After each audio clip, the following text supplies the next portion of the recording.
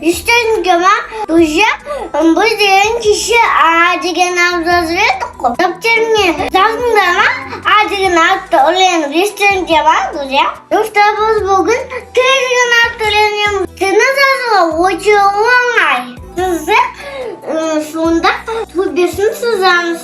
Asıdan кейін bizde adigen alıp болады. Я вам покажу, как это делается на самом деле. Так.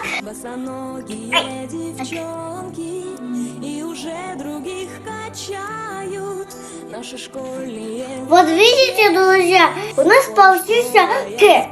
Кунгематозя, Т дигенала, бобуна, так что таблетку сетимба. Так, зеленый возьму. Кскентай, назерген, кскентай. Естественно, достар, мен деген чиндерге А деген атты ілетіренің ғой. Достар, А деген атты есімізге түсіріксін.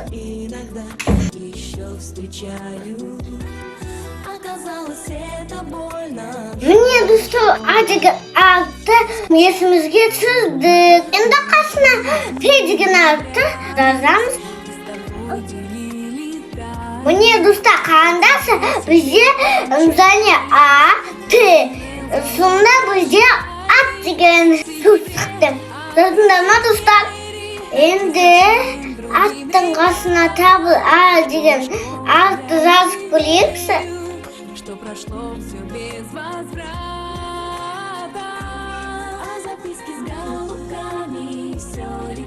Видите, это енді ата деген алып жаздым.